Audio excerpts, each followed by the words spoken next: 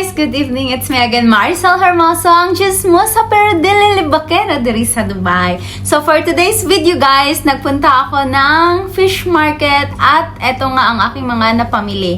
Syempre fish market, so mga isda talaga yung pamimilhin mo doon at saka mga karni.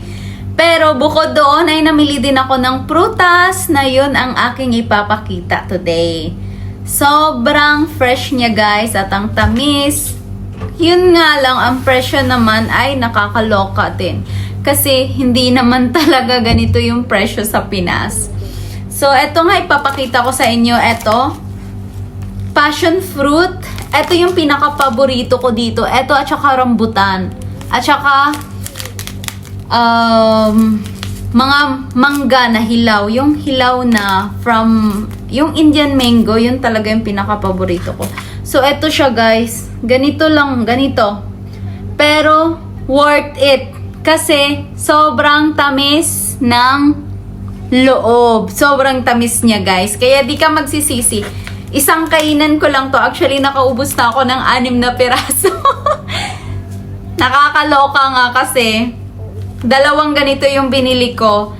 Tig 20 dirhams, which is 300 pesos na siya sa Pilipinas. Kaya, samantalang sa atin, hinihingi lang natin sa kapitbahay, nanghihingi lang tayo sa mga kaibigan natin. Pero dito, grabe, sobrang mahal guys. At saka, ito naman yung mga pinamili ko. Ito, super worth it guys.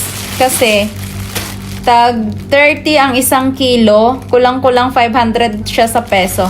Pero sobrang tamis. Tignan nyo to. Diba may mga ganito na ang titigas? Pero eto, tignan nyo, super lambot. Grabe ang lambot. So, eto siya. Ganito yung ano niya. Sobrang lambot niya guys, pero sobrang tamis. Kaya sabi ko, ganito pala yun. Akala ko dati pag malambot, bulok. Hindi pala.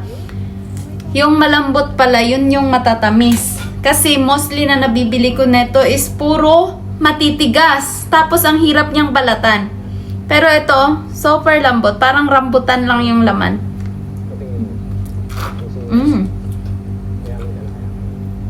Ang tamis.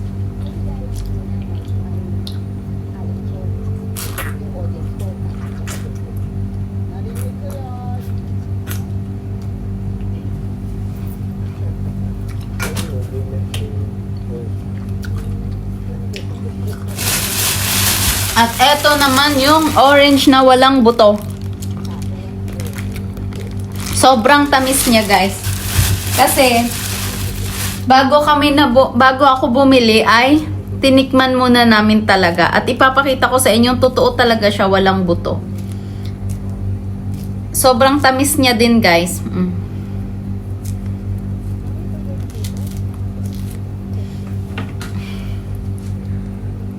Ayan oh.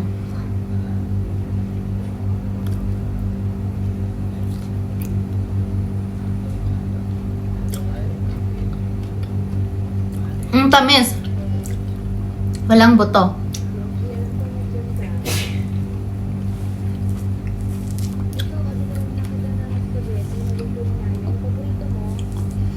Kaya di ka mamamroblema pagkakain ka nito, di ka mamamroblema na magtatanggal ka pa ng buto. Ito hindi.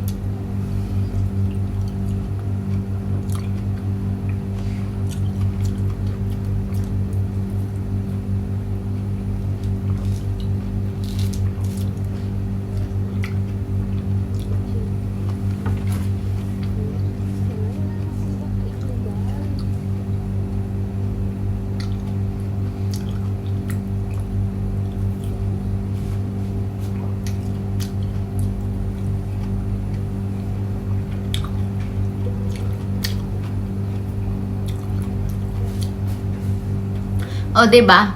So, yun lang po for today's video, guys. Sana gusto niyo po ang video na to. Please like, comment, and don't forget to subscribe para maging updated po kayo sa mga next video ko. Thank you so much. I love you all.